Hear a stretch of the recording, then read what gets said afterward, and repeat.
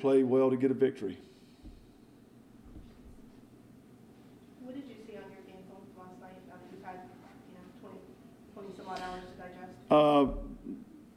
South Carolina's a good team, played real well. We missed some opportunities that we had and got a bit discouraged in the game. And when you do that against a team like South Carolina, you can't have much success. So I have to bounce back from that. Your post players sort of disappeared at times in the game. What are you going to say to them? I mean, they're going up against decent post players the rest of the season.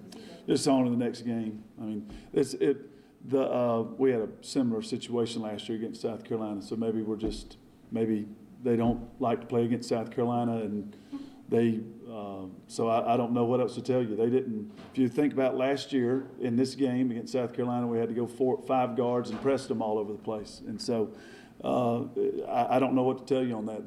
They have to play better. They have to play well. They have to play tough.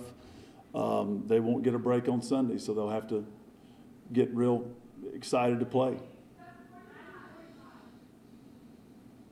it true that you take them to Dairy Queen every time they win? No, that's not true. You take them to Dairy Queen? Occasionally we go to Dairy Queen. Sometimes you can do that. Occasionally, the NCAA rules, you can't do it all the time, so I couldn't take them every win. So just occasionally.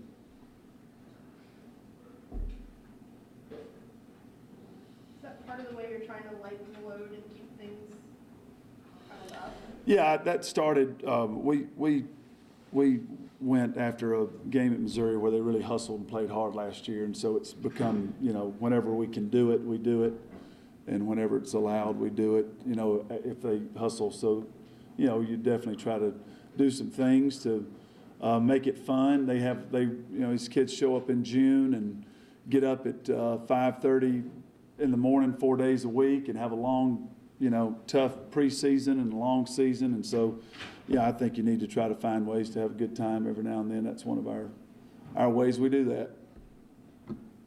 Where did you kind of see last night's game getting away from you? At what point did you kind of see them? Well, we tried to get aggressive there in the first half and get to the bucket and get to the free throw line, and it just was an impossibility. You just couldn't do it. You just couldn't.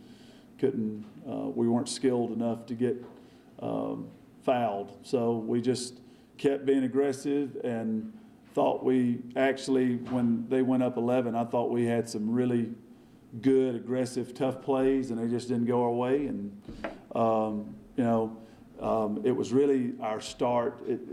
We battled decently in the first half. If we could have gotten to the line at all in the first half, I think,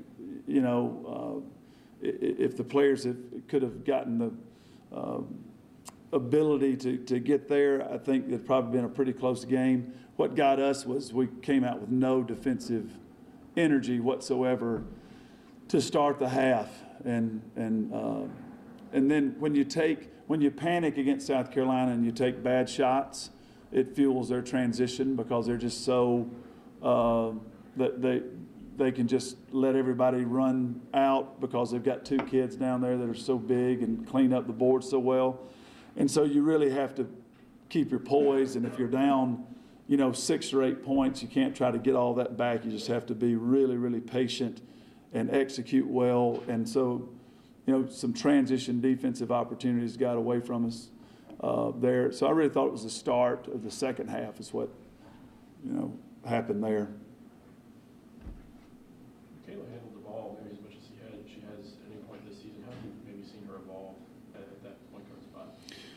Well, she's practiced well the last 3 weeks. She just went after that car wreck and the car flipped on her, several times. I just think it really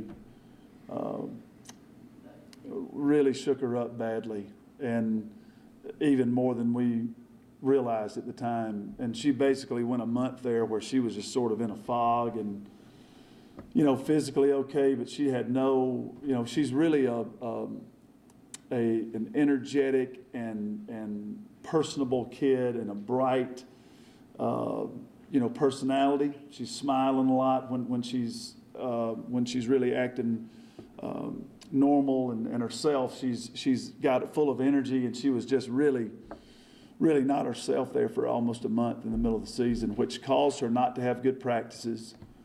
She didn't practice with a lot of energy and sharpness.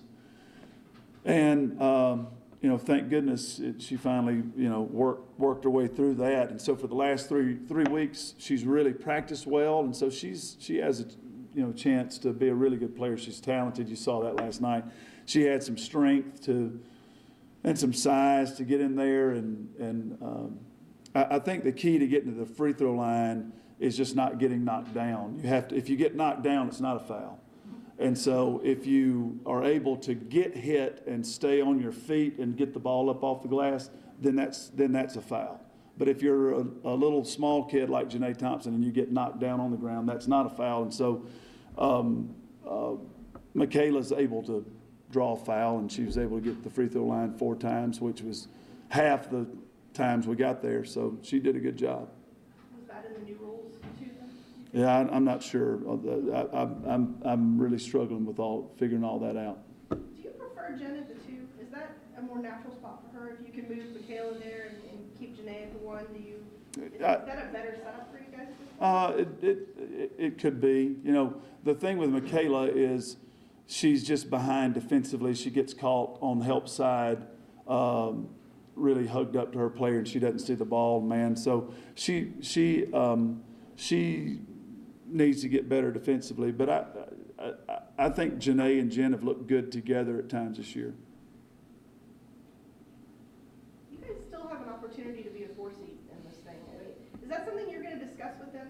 And is that really important when you're heading into this? I'm not going to discuss that with them today. We're just going to try and see if we can play with some defensive energy in practice today, and, you know, put last night behind us. You know, last night's loss counts the same.